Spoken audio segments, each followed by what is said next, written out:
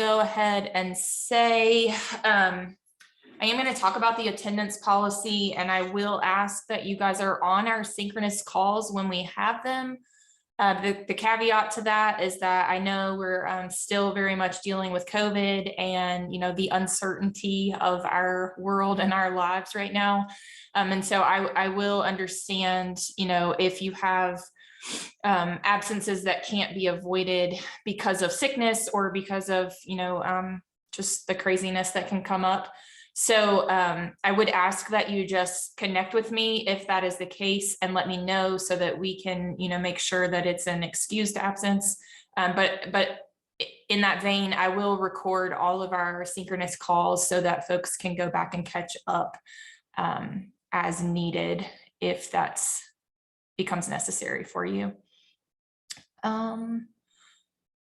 I'm going to share my screen, and today's going to be primarily, just like I said, an introduction to the class.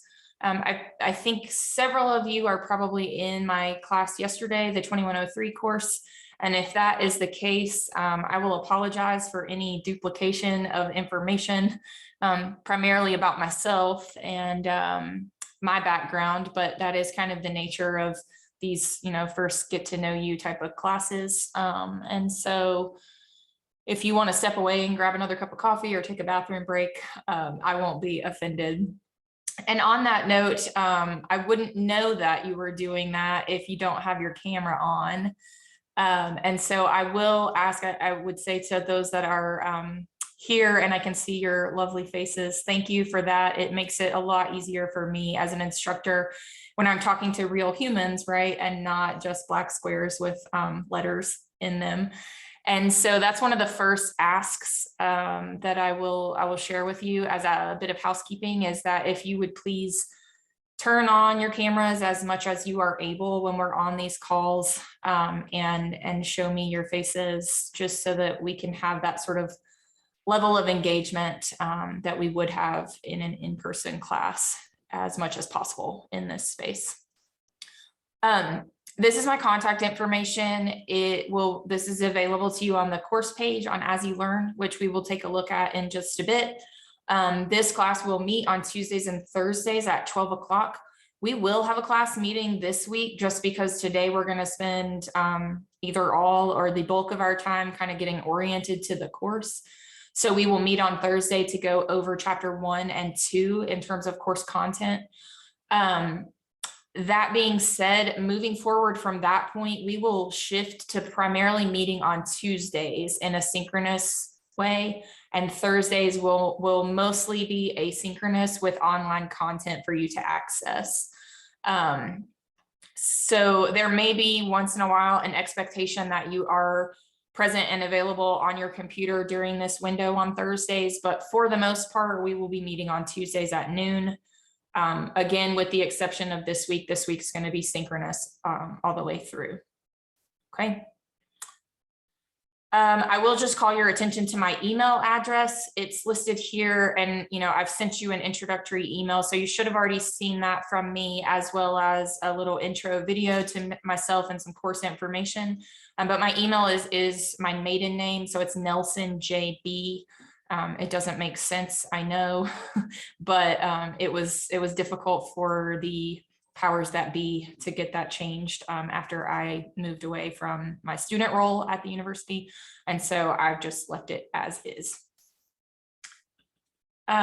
So this class, well, before we get into that, I'm going to just share a few little snippets of my life with you, because I think that, it's important to know that I'm a person and a human, and I have lots going on other than this piece of my life. So I have the logos for Appalachian and ETSU. As I told you in that intro video, I am an alumni of the university. I went to school. I finished my undergrad in 2008 in psychology, and then went straight into my master's program in birth through kindergarten. And I have a pretty long background, it feels like at this point, in working directly in the field of childcare. I was a teacher for several years, and then I spent almost a decade working as a childcare administrator. And so child guidance and child study, the things that we're going to be talking about in this class, are very near and dear to my heart, and have been a really important component of my work for a very long time. So I hope to be able to share some things that you will take with you into your own work and to your own interactions with children. When I think back on, how did I get to where I am, it was in the experiences that you guys are having right now and sitting in these classes, thinking about these concepts, and then learning how to take them out into the field and apply them. So I think if you're here, it's likely because you are intending to do some sort of work with children and families. And so this is the kind of stuff that will inform your practice, right? And it's really kind of foundational to helping you build your philosophy of how you work with children. Speaking of children, I have a picture here of these kids on a duck. These children were one of our more recent graduate groups from Generations, where I worked as a program administrator. And I don't know if you guys saw, it was a couple years ago at this point, but there was like a Facebook trend of these giant slip and slides that people were making out in their yards. So we had a ton of green space at my center. And we created one of those giant slip and slides, not just for the children to go out and have a water day during the summer, but also for the folks you see down below, our adults from our Adult Day Health Center. These folks all happen to have Down syndrome. That's a commonality that they share. So our adult program was intended to serve adults who still lived at home with a primary caregiver, but needed respite care during the day. So Generations provided a safe place for them to come together with other adults and share socialization. They took classes through Wilkes Community College. We tried to integrate them into the community in a lot of different ways. And I was actually the director of the child care and the adult care programs. So I kind of take a lifespan development approach to my work. And that's something that was just a gift to me as my career path kind of unfolded. I'm a little bit saddened when I look at this picture. Sorry, because a couple of these folks are no longer here as a result of COVID. And COVID really had a large impact on our adult program in particular, because it's such a vulnerable population that we were working with. We spent almost 2 years closed. And then, lots just happened to kind of impact that population before I left that role at Generations. And so on that note, I mentioned in my video, I am no longer doing that work. I'm home now working as a mom and homeschooling 2 children. So periodically we may have interruptions on our calls, and I'll go ahead and apologize for that up front, but that's part of being with young children, right? Is that it can be unpredictable and uncertain. I have a 7-year-old, and so she's pretty good to keep our 4-year-old entertained while I have to be not present with them. But just so you know, they are here running around, and sometimes they might hop on a call and say hello. Also have 2 dogs in the house. You may hear them in the background from time to time. And then I mentioned in my intro video, I think that I myself am also a student. So I am working on my doctorate at ETSU, and I will just use that as an opportunity to say, as I said before, I get it. I get the pressure of learning in this format, and sometimes that sense of overwhelm where it's a lot to keep up with, juggling all of this information that's coming at you in the online space. And then some of you are probably doing in-person classes as well. So if at any point you need to reach out to me to say, hey, I missed something, I don't get this, what in the world is going on? Or can you help me, just think through how to stay on track, whatever the case may be. I just always think that, communicating in a proactive way before you get too far behind the 8 ball is really important to staying successful. So I'm always here and available, and I will appreciate if you reach out to me and connect in that way if you need to. Gonna move on. This is just a picture of my girls outside. I may have just said this, but in regards to our homeschool experience, this is something new that we've taken on this year. My oldest daughter is in 1st grade, and one of the most, I guess, affirming pieces of being in a homeschool setting for me, well, two things. One, it's been really beautiful for me to see all the things that I believe children should be experiencing in their school settings, hands-on experiences with learning materials, appropriate guidance, and just like time to have free play and exploration. My little girl started kindergarten in very much the COVID world, 2020. And I just felt like her school experiences were so tainted by, not being able to get out of her desk and move around the classroom, not being able to engage with other children. They couldn't touch anything in the classroom for fear of germs getting on the toys. And it was just, I recognize that everyone was doing the best they could to navigate such an unknown situation, but it really just broke my heart for a child 5 or 6 years old to have to go to school in that way. So we've been able to shift. I'm super grateful for the opportunity, but one of the things we've gotten involved in is this group called Wild and Free. And we go out once a week. We meet at a different location in the high country. And we spend about 3 or 4 hours with a large group of about 20 children. Their ages range from 3 to 4-year-olds all the way up to 12, 13-year-olds. And it's just really beautiful to see children of all ages come together and have these kind of like free play, open-ended experiences in nature. And I think that there's just so much value in that. And so I just included this picture because it's beautiful and it speaks to that experience that we're getting to have. All right, I'm going to try something new, and you guys are kind of my guinea pigs for it. So if you will indulge me in this little bit of kind of an interactive survey that we're going to do.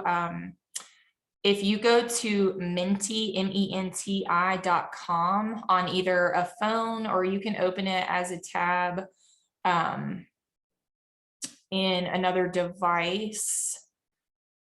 And give me just a second to, it should ask you for a code when you get to menti.com.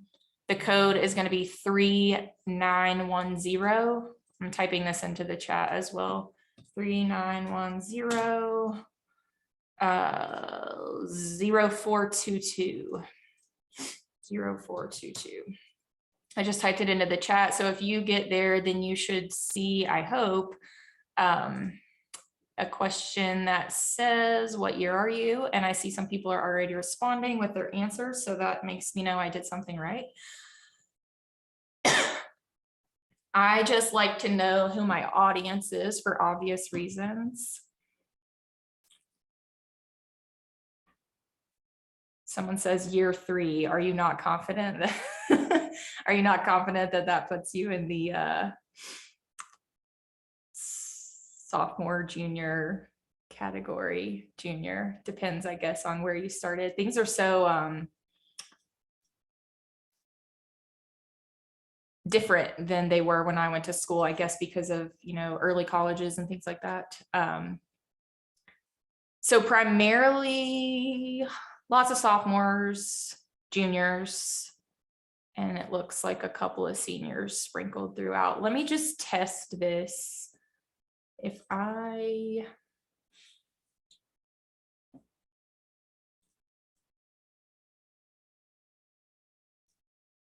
this one's not as important to me that you see, but I just want to make sure so you guys can see this. Can you see this? Yeah, okay. Okay, We are going to go on to another question then. I think you should be able to see that I've changed the slide. If you go back to your Minty.com. And the question, do you guys see a different question now? No? You might have to refresh on your device. I don't know if it's giving you the option to do that. Yeah, okay, cool. Thank you for the thumbs up, Emily. So the question now is, what do you want to be when you grow up? I don't know if folks are seeing that besides Emily.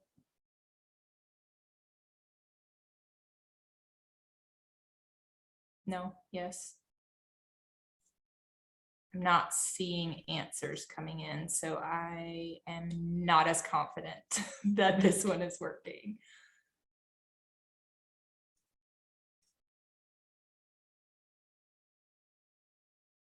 Is anyone willing to unmute and let me know what's going on your end? I've tried to refresh it a couple times and it's not pulling up another Okay. question. Okay, so I was trying to get fancy and create like a Wordle with this because I thought that would be fun, but what's more fun is just getting things done, right? So if you guys will then take a minute to just type into the chat your answer to that question. And the question again is, what do you want to be when you grow up? And in fairness to the situation, I'm almost in what people call the middle ages of my life, and I am still figuring that out. So it's okay if you're not strongly attached to your idea. It's just, oh, cool, a doula, postpartum doula. A child therapist, early interventionist, preschool teacher, dance therapist, clinical counselor, a child trauma therapist. Someone wants to own their own childcare center. That was my dream when I was in your shoes. I never opened my own, but I do feel like I lived my dream for a long time. So that's kind of cool. And now I'm living a different dream. Your dreams can change. Behavioral therapist, an autism specialist, family lawyer. That's cool. Sophie, would you be willing to tell us why you are in this class? Well, I'm a senior, but I'm 19, so I did the early college and I am very confused on what I want to do. I like the lawyer side and I like working with children and involving myself with families and stuff like that. So my major is actually political science, so I figured I'll do a minor in child development and see which area gains the most interest for me. Yeah, cool. There's a branch of the field that's like family advocacy, and it could kind of be a nice combination of that law, poli-sci component, and then mesh your child development knowledge with that. That's cool. That's the only one that really jumped out to me as not like directly related to child development. That's why I put you in the hot seat. But I think especially for the ladies in the room, there's a fair chance that we're all going to have our own children, and for the fellows in the room, what am I saying? And that we will all be parents, right? At some point, possibly, or aunts or uncles, or, there's a fair amount of opportunity, regardless of what your career path ends up being, that you're going to need to, or benefit from drawing on some of these principles of child guidance and child study so that you can understand little humans and how to best, sort of help them along in life. And that's, that's kind of the intention of this class. And I think for most people, it seems like this is going to be directly related and connected to the work that you plan on going out into the world and doing. So a related question then is, what do you enjoy most about children? If you had to say the thing that you love about children is, what would it be? Innocence and imagination. I love that. They're cute most of the time. The way they see the world. Yep. They're fearless. They're honest and joyful and simple and playful. They do have big energy. They're creative. Y'all, my daughter drew, she's an artist, like for real deal, and I am not. So I'm always amazed at what she comes up with, but she has a room where it's kind of just like her art space, and she came out of it last night with a painting that she had done of a sunset, and it literally brought me to tears. It was like that beautiful. She's 7, and so I can't wait to see where that goes, but I just keep staring at it and I'm like, wow, it's really just beautiful. Watching them grow physically, mentally, yeah, all of these things are kind of the beauty of working with children, right? I think in a way, children, for me, they bring me back to things that I've kind of forgotten. I think that's why I mentioned that wild and free experience, because you get to this place in life and you kind of forget how fulfilling it can be to just go out in the woods and pick up sticks and swing them around like swords, or run through the rain and jump in puddles. And children kind of bring that back for me. So I always appreciate my time and my experiences with them for those reasons. So I'm going back to the PowerPoint now. Thank you guys for trying to play my game. I'll get better at that, maybe.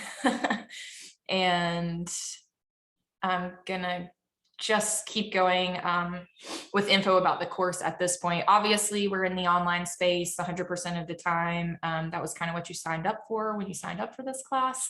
And I've already mentioned that the synchronous meetings will happen in the way that they will happen, mostly on Tuesdays, but don't forget about Thursday this week. The class description and all of the other like lengthy information about the course that you're going to need is available to you in both the full syllabus as well as the mobile syllabus webpage that I sent out. So I'm not going to belabor any of this information on this call. I do just want to say that when I created this information and created the syllabus, it was with the expectation that we will have in-person laboratory experiences and observational assignments at Lucy Brock. That is still the situation today. But again, we're living in a world where things are changing rapidly, and that is not my decision to make if that changes. So I will keep you informed, if something changes on that end. But as far as I know right now, that is the expectation of this class. Again, I think we've talked about some of these already, that these foundational beliefs, what we believe about children and our philosophy, is going to inform our practice. And so the objectives of this class are developed out of these foundational beliefs that are outlined here. I'm not going to read through them just for the sake of time. This is our text. It is the 9th edition of Guiding Young Children, and this is a Vital Source rental that you should already have access to. Can I see thumbs if that's the case? Yes, everyone's got their text. Okay, good. Has anyone not got their text that wants to say, I need help getting my book? Okay, because for next class, you're going to need to read chapters 1 and 2, and you do have a quiz. Ooh, I know, first week of school, we're just going to jump right in. There's a quiz over that content, so please make sure if you don't have access to this, you let me know so that we can get that fixed for you. Okay. Going to use a variety of opportunities for learning in this class. There will be some additional readings posted to As You Learn. I try not to make the reading too heavy for any one given day or week, but do know that there will be additional articles, supplemental texts, and things like that. Sometimes videos, etc., that you'll need to keep up with, and everything will be outlined pretty clearly on the class page, which I'm going to direct your attention to in just a few minutes. But just know, especially on those asynchronous days, there will be stuff for you to do in your own time on the course page. This is what everybody wants to know, right? How do I get my A, or whatever it is that you're striving for? There will be 10 quizzes. They're worth 10 points apiece. And as I just said, your first one will be happening on Thursday. So the expectation is that you have that completed before our class begins. I have it due online by noon so that you have it finished before we come together at 12:30. So go ahead and put that in your planner. Quiz due by noon on Thursday. And that's the way that we'll move forward. When you have a quiz due, anything due actually online will need to come in by noon on the day that it's due, okay? There will be 3 lab assignments. And again, there's an expectation that these will be related to some in-person lab experiences. The first one I know is not going to be related to an in-person. It is just I'm calling it a values lab, and we're going to talk about it next class. But it is connected to your own values, and then it's going to have you interacting with a family member or caregiver. So there'll be kind of a variety of those lab assignments, 3 of those worth 25 points apiece. As we get later into the semester, there will be a few discussion board posts. I'm limiting it to 5 for this class, and they are worth 25 points apiece. So they should be, well-developed written reflections on something we've read or discussed. The ABC analysis. Would anyone be brave enough to unmute and tell me what you think the ABC analysis is going to be related to? What's an ABC log? Anyone know?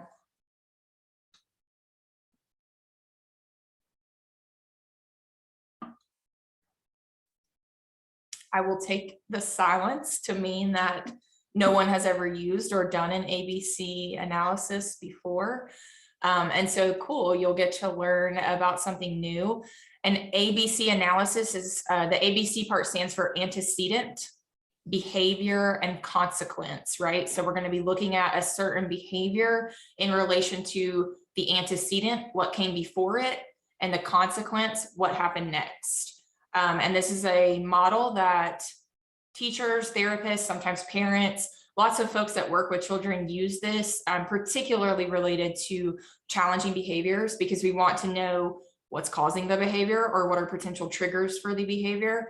And then what are the either reinforcers or things that could help to extinguish the behavior. What it's really helping us to understand kind of the functionality of the behavior, right? It's a functional behavior analysis. So you're going to have the opportunity to practice with one of these. We'll spend a bunch more time talking about this later on, but just know that that's coming up at some point. Again, an assignment worth 25 points. Going to have a midterm and a final, just like in every other class, probably, that you take along the way. And then attendance and participation are going to be worth 25 points in this class. I think I have a slide outlining attendance and participation. So here's what I expect of you. That you're here, that I can see your lovely faces to the extent possible. And that when we have opportunities to talk and discuss things in class, that you are active and engaged, right? Please make sure that you've done your reading before class, because sometimes I will use more of a flipped classroom approach where I'm doing less talking and I'm doing more listening so that I can gauge comprehension and understanding of the stuff that you guys should have read before the class starts. So it's important to make sure that you're keeping up with your work along the way so that you have it done before we come together. And then just putting this out here, I will not normally calculate your participation grade. I will take attendance. And on that note, I forgot to ask you guys as we logged in, if you shared in the chat already, I've got a record of you being on the call, but if everyone, I'm going to try to make a practice of having everyone type your first and last name into the chat so that when I save this call, I'll have a record of who was here. And then I go back and use that to put attendance in on As You Learn. So you should be able to log into the attendance portal and see your own, attendance, and you should probably know if you're here. Most of the time you'll know if you miss, right? But I will not necessarily provide a participation grade until the end of the class unless you ask for me to do that specifically. So be aware, this is, without that communication and that kind of excused absence piece that I talked about at the very beginning of our time together. For each absence over 2, and here it says for whatever reason, because that was before life got so wonky, right? But generally speaking, I expect you to be here. You can miss one because we all do have, lives and things that come up. But if you miss 2 or more classes, you need to let me know so that we can work it out. And that 10 points will not necessarily be deducted from your total points acquired. That's going to be impactful on your grade, likely taking you from an A down to a B or a B down to a C. And so again, just open lines of communication is what we need to make sure that we're all on the same page. I will expect your assignments to be turned in on time. They should be all turned in virtually, obviously. And then again, I'm going to take points off, 5 points a day per day late. I don't want to accept things after the 1 week mark. And this feels uncomfortable for me because I really like to be flexible and don't like to have to put these parameters in place. But the past couple of semesters, I haven't done this. And I don't think that it has been of service to my students or to myself to just be so loosey-goosey as I once was. So I'm trying to learn a new way. We all need limits and boundaries, right? That's the premise of this class. And so I'm offering those to you as well. I've included all the university policies that you can read on your own time.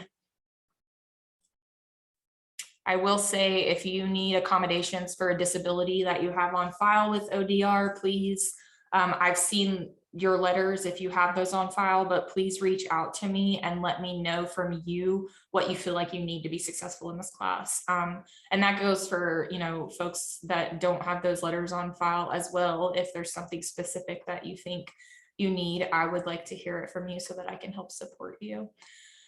I don't think we'll have to cancel class for snow, but we may have to cancel class sometimes because life happens, right? And in that event, I will do my very best to notify you within at least 2 hours of our time together.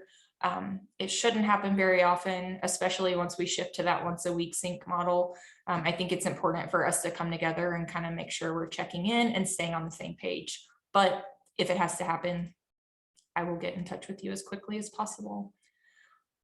While we are on these calls, it will be in your best interests and more fun for me if you're here on this call and looking at the content that we're going through together, and if you're not on other websites doing other things. And then everyone's been living in Zoom long enough that we know about cameras and mics and all that jazz. So I'm going to skip over that.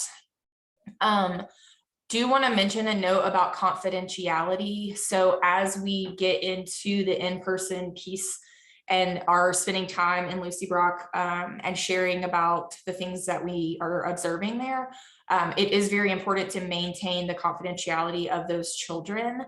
So anytime you're sharing about a child or doing any written work about a child that you're observing in that context, if you will please not use their name. You can use the first letter of their name, or you can change it to something else, but we do not want to share any identifying information of the children. Any questions on that? Questions, concerns about anything I've talked about so far? Okay. So we are going to take a look now at the syllabus and really only at the course schedule, just so that I can show you how things are sort of laid out. You should be seeing the schedule. Yes. So as I mentioned, synchronous call on Thursday. I've tried to go through and note accurately every time we will be meeting synchronously, even though it's always on a Tuesday, just for like the sake of making it easy to see and helping you keep up. I don't think there are any weeks that are affected by holidays. And I see down here at the bottom, maybe, I don't know what's going on with April 12th. When we get a little closer, good Lord, I can't think that far out. I'll let you know if I intended to leave that blank or if that's actually a synchronous meeting. But it looks like there are no, ventures away from this set schedule with the exception of this Thursday. So assignments due are posted over here on the far right. Note that you've got quiz 1 due on Thursday and quiz 2 due on Tuesday. So we're just going to hit the ground running with a fair amount of reading and then digesting that information in the form of those online quizzes right off the bat. And then next week on Thursday, your first values lab assignment is due. Again, this is pretty straightforward. The content is available to you on As You Learn. And we'll actually probably just take a look at that here in just a second. Before I move on, are there any questions about anything you're seeing or feeling right now? For our observation and stuff, will you like let us know like when that needs to occur? Is that something we work in our own schedule, or is it like during like the asynchronous meetings? So typically the way that has gone in the past is that, can I see a show of hands for folks who have done some in-person observation or connecting to Lucy Brock in any way so far? So some of you, yes, and it looks like some people no. The way that that typically happens for this course, I think in particular, I don't know about other instructors, is that there will be a sign-up sheet at Lucy Brock that Andrea creates that works for their schedule. And then you'll need to fit that into your own schedule. So you will have, it will be done well in advance of when that needs to happen on your end. And you'll be able to sign up according to what works for you and what works for Lucy Brock. And then, you know, the assignments will follow that point in time. So does that make sense?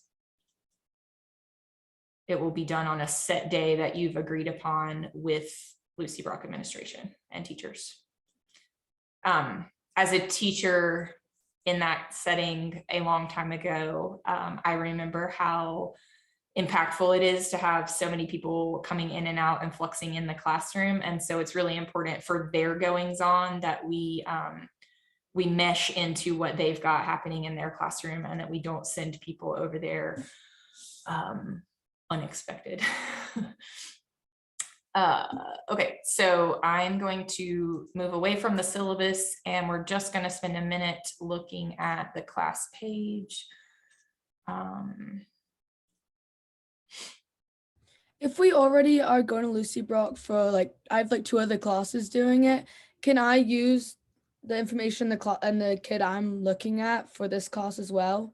I'm okay with that if it works for what you. Okay. Yep. Perfect.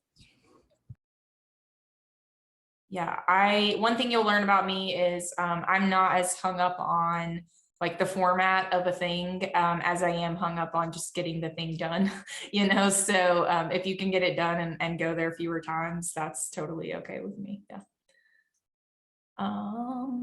So I'm not sharing my screen. I'm going to share the class page. Can you guys see the As You Learn page?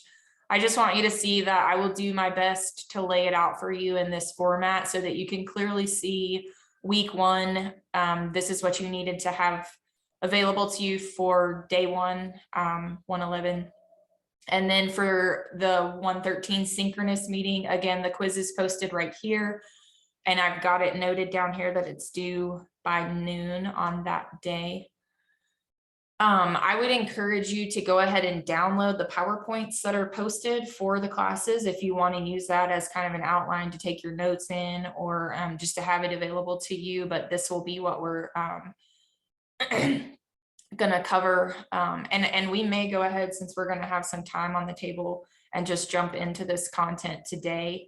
But before we do anything else, I will show you the Values Lab handout because it's posted here as a way to introduce you to this.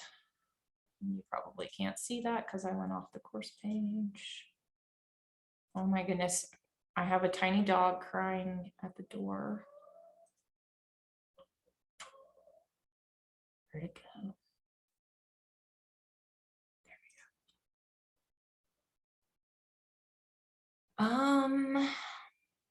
That's not exactly what I wanted to show you. Let me back up. values lab assignment. So the values lab assignment is due on the 20th. And I've got two things open now that I'm going to share with you. The first is the actual values lab handout, and that should be what you're seeing now.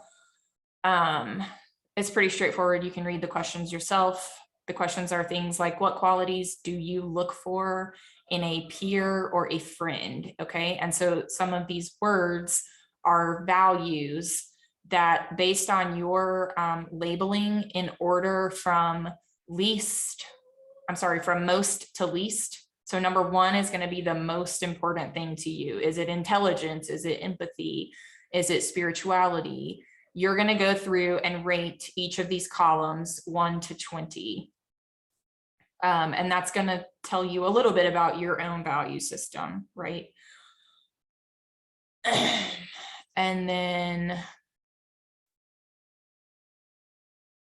the actual values lab assignment is going to ask you to connect, if possible, and if this is not a possibility for anyone, you can let me know and we'll come up with an alternative, okay?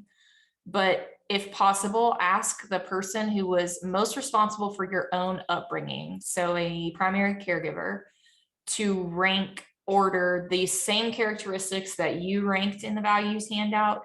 Share that handout with those folks, your primary caregivers, and have them do the same thing. Okay, thank you. And if you're not able to do that, let me know. But then there's this kind of reflective piece about, were you able to predict what your primary caregivers were going to respond in this way? The point of this assignment is so that we can see how the values that we come from, in terms of the people that raised us and the context that we grew up in, how those inform our own values. Okay. And so again, the assignment's pretty straightforward right here. But I would encourage you, you need to kind of be thinking about this in the next couple of weeks, because it's due on the 20th and it does require reaching out and connecting with someone else. So give yourself enough time to do that and then to reflect on it. As you get into this, if you have questions, just let me know. Or if you have them right now, we can talk about them. Okay. All right, so yeah, I think let's just go ahead and we still have about 30 minutes left for our time together. So we will jump into some introductory content on guidance and values. Those are the first two chapters in the text. And since I don't expect that you've done any reading so far, I'll do most of the talking today. But before I do that, let me hear from somebody, please, who would be willing to take themselves off mute and tell me, what do you think of when you hear the word guidance? What does guidance for children mean to you?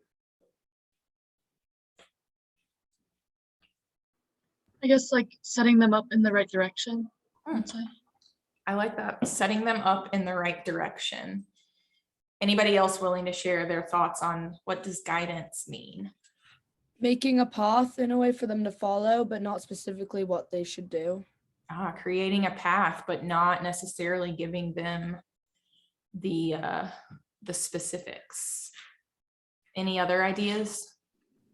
I was just going to say, like, generally nurturing in like a positive direction. Nurturing and positive, yes. Those are the things that we hope guidance is, right, in an ideal world. What about the word discipline?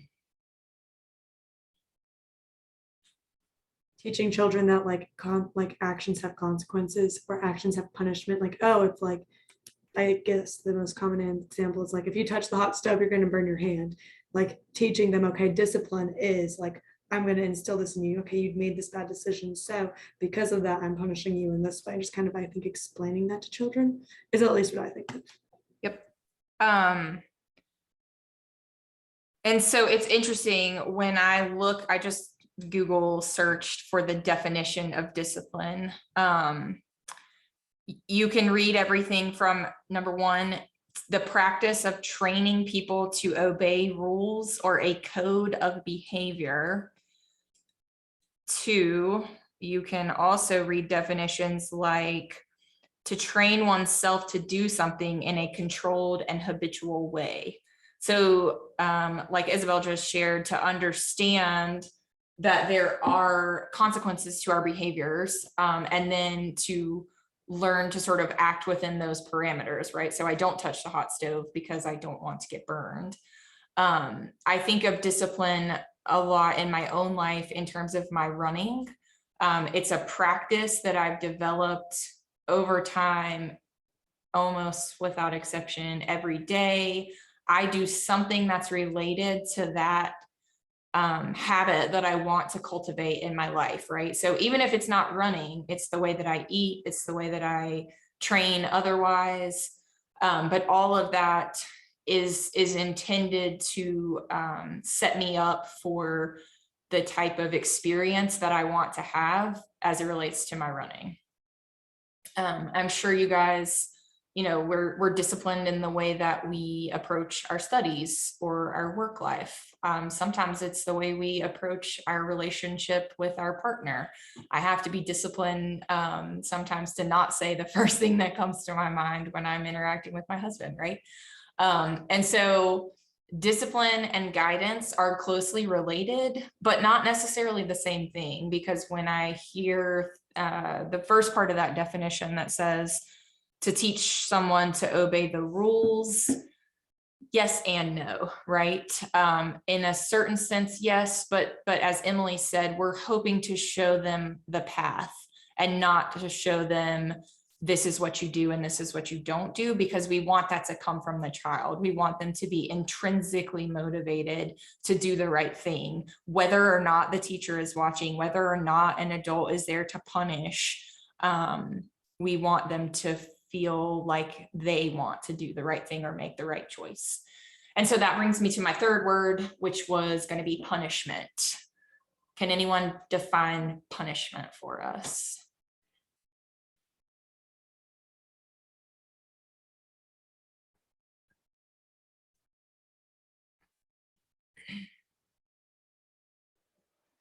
Punishment is kind of like the consequences that come after actions, like Isabel was talking about with discipline. You have consequences, and punishment is usually what those consequences are going to be. Sure. And if you take a psychology course, you'll hear that there are they're actually called positive punishments and negative punishments, because sometimes we implement a thing as a consequence, and that's considered a positive punishment, and sometimes we remove a thing.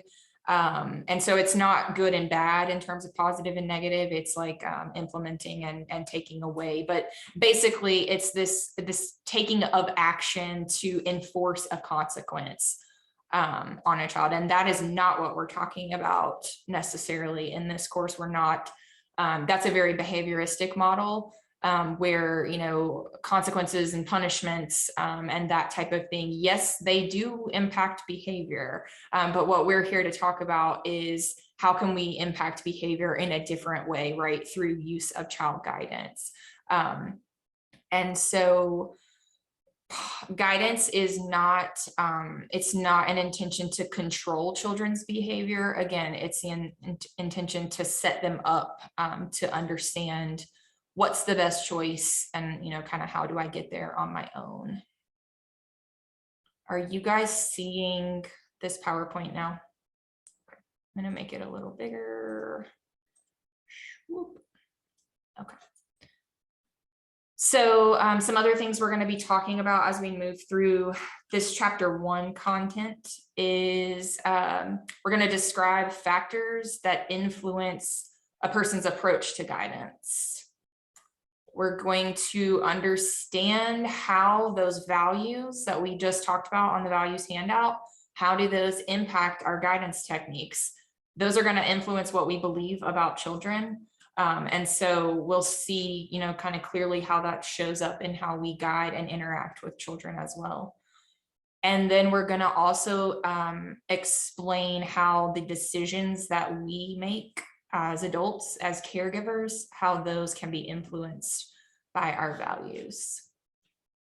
So to define guidance, guidance basically is everything that we as adults deliberately do or say to influence children's behavior. We'll talk more, as we move on about different types of guidance, but there's verbal guidance, right? So I'm telling a child, it's time to sit down and have lunch. Or there's physical guidance. Maybe I said it's time to sit down and have lunch, and I still have 2 children standing at the sink. My job then is to go over to those children and maybe turn their shoulders slightly to orient them towards the table. It's time to come over and have lunch at the table. That's physical guidance, that shifting of the shoulders to move them towards what I want them to be seeing or doing.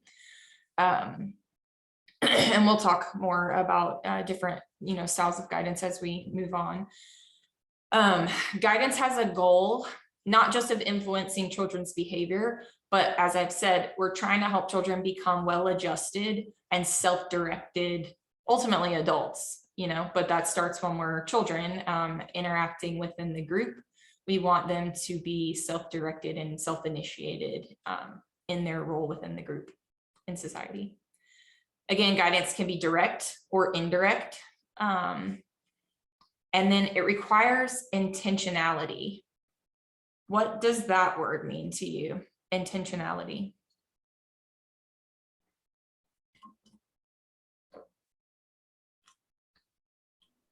I think of it like, what goal you're trying, like what you're trying to instill in them based on that guidance. Like it's not for no reason. It's like, I want them to learn to follow the rules, so that I'm doing this way.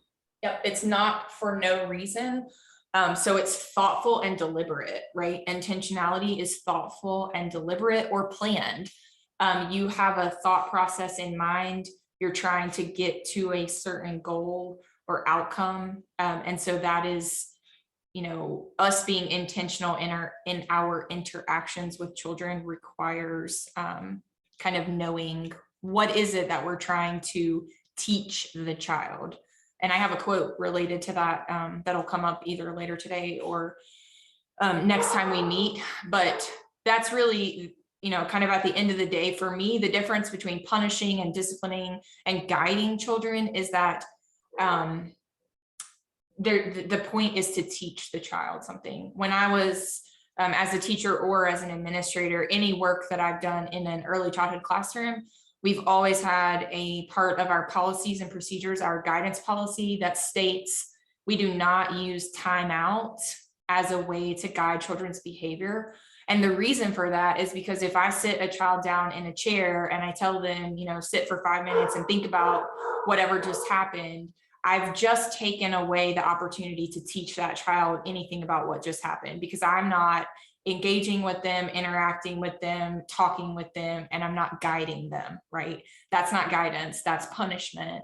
And it doesn't leave space for teaching. So, things that guidance is not. It is not convincing children to do what you want them to do when you want them to do it. It is not a trick used when children misbehave. We just are coming away from Christmas, and a lot of parents, I think, around that time of year, they use almost the threat of, do you want to be on the good list or the naughty list, or Santa's watching, or, that elf on the shelf idea where there's someone keeping eyes on your behavior. That's not guiding children, right? That's something totally else. And then it's also not threatening or negotiating with children to get what you want. If you do this, then I will this. That's not guidance. That is bargaining or begging. And there's a better way.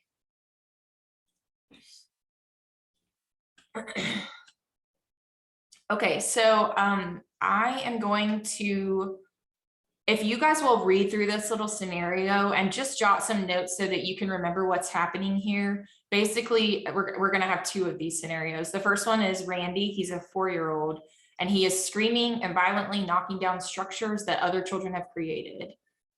One of the children who is fearful of Randy tells the teacher that Randy became angry when another child accidentally bumped into his tower and it toppled over.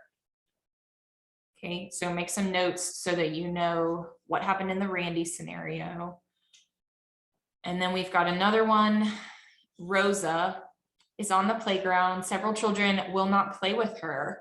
She happens to speak with a different accent and she has darker skin than the other children. So we've got scenario Randy, scenario Rosa, and I'm going to randomly assign you guys to some breakout rooms to have a few minutes of talking. I'm going to stop this share so I can do what I need to do. A few minutes of talking about these scenarios, and I want you to think about how would a teacher using guidance strategies respond to these different scenarios? And how would that be different from a teacher who is more interested in controlling behavior? Okay, so guidance versus controlling behavior. And then when we come back together, I want you to share some ideas about, you know, what you came up with in terms of key differences between those two approaches, guidance and trying to control behavior. Has everybody got the scenarios in mind and you know what you're doing when you get here? Okay. I think we have about 20 something people on the call. I'm gonna do 5 rooms. And so you should have groups of 4-ish to talk and chat. I will hop around and just kind of listen in over the next few minutes. And the rooms have been created. Obviously, I'm not very good at math. Groups of 5-ish is what it looks like. Maybe 6 in some. I think we ended up with more people on here than I expected. All right, rooms are open and I will join you just to be a fly on the wall in your conversations.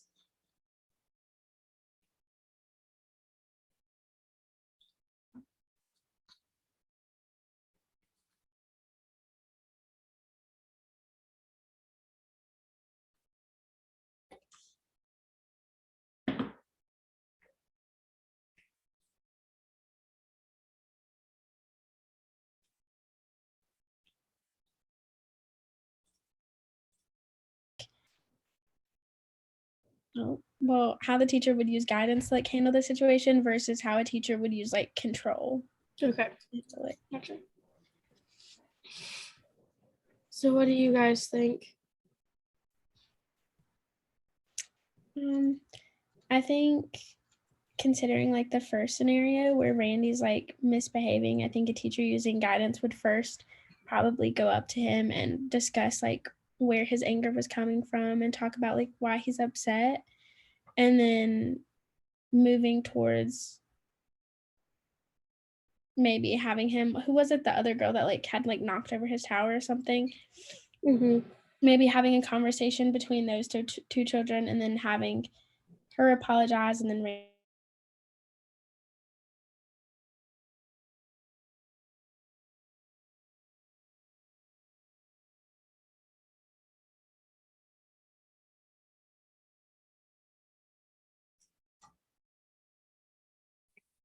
Hey, as we're coming back together, hopefully you have someone who will be the spokesperson for your group and just kind of share on the key differences that you discussed between this idea of guidance and control as it relates to these two scenarios. Group 1, you want to start us off? I don't know if you know what room you were in. It doesn't really matter.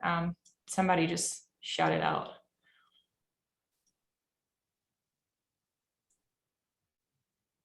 So I think we were in room 1, but I'm not 100% sure.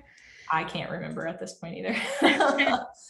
But pretty much what we talked about in my group is how like with both situations, especially the little kid throwing the tantrum, I think was how like controlling is more dealing with like the action that's going on and like, you know, putting them in timeout or like telling them what to do differently, as to where guidance is like getting down to the root of the problem and talking about the emotions and how you can handle it after the situation is over. Yep.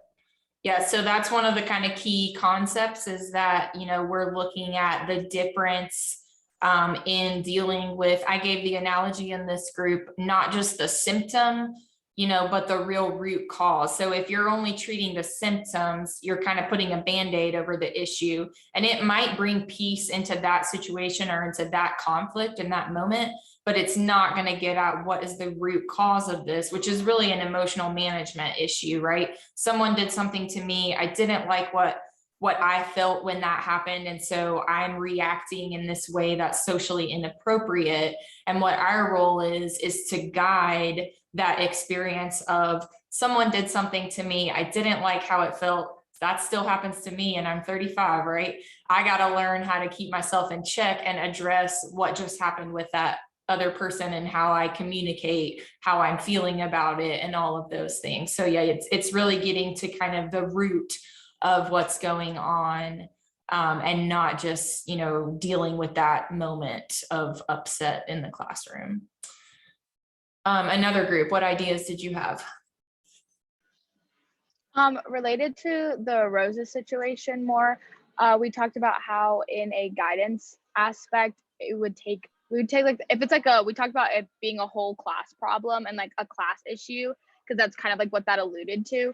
And so like taking that opportunity to teach them about diversity and read books about diversity, but like that, like they can relate to and like help them understand that like there's not a true like difference of like why you should be treating Rosa differently on the playground, opposed to like a controlling aspect would kind of be just like in the moment you just be like, hey, you three go play with Rosa, and then you just kind of forget about it and move on from the situation because you're in the moment. You're like, well, now she has someone to play with and I've told them to go play with her and it'll be all fine, instead of like using it as a teaching moment, like about diversity. Sure. Yeah. And I love what you've just brought up is that sometimes it is appropriate to just, so like in the Randy example, it might be appropriate to just talk to Randy about, you know, this is what happened. This is how it seems like you're feeling.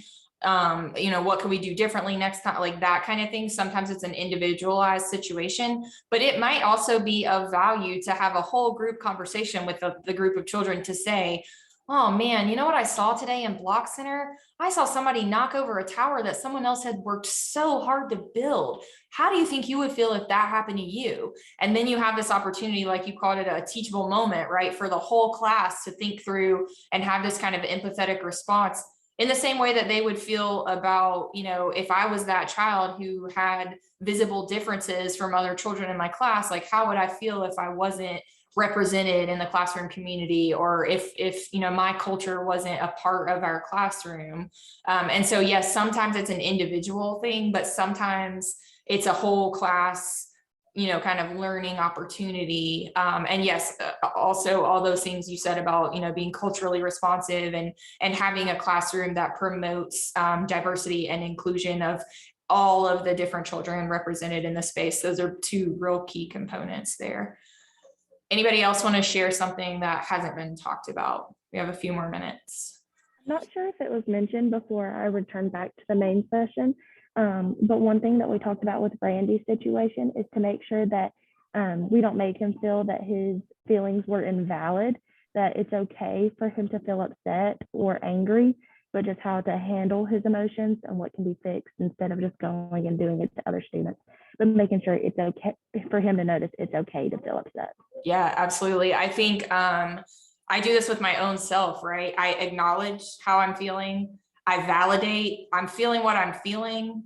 There isn't necessarily a good or a bad judgment attached to that. It just is what it is. And then I deal with it. And I try to use that same strategy with my children and any other children that I come into contact with. Sometimes with my husband, right? I notice how he's feeling or how he seems to be feeling. I validate, like, you know, you're upset right now. And then, you know, we try to talk about it. But like, yeah, I think those are kind of the three critical components: is acknowledge, validate. It's okay to feel however you feel. We just got to know how to, like, what comes next. Yep.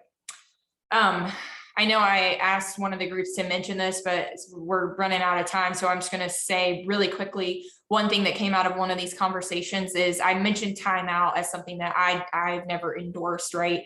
Because it takes away that teachable element of guidance. But time away from a situation. So in the Randy example in particular, one group said it might be of service to remove Randy from the block area so that you could have this kind of focused conversation with him. And that time away or moving a child out of a conflict or out of a situation is not the same thing as time out, right? Sometimes you do have to take the child away from whatever is happening to really get down with them and have a conversation about how did that make you feel? What could you do differently next time so that you're not knocking over structures in the block center, you know, because now we have so many people feeling this way, you know, and what could we do differently next time? But I just want to make the point that time away is not the same thing as time out.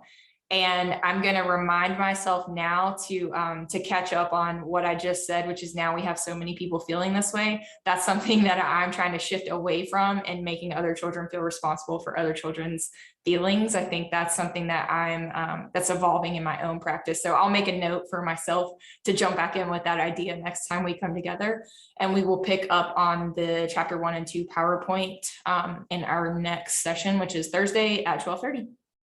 Okay. I'll see you guys then. Thank you so much, Professor Carter. Yeah, thank you guys. Have a good couple of days.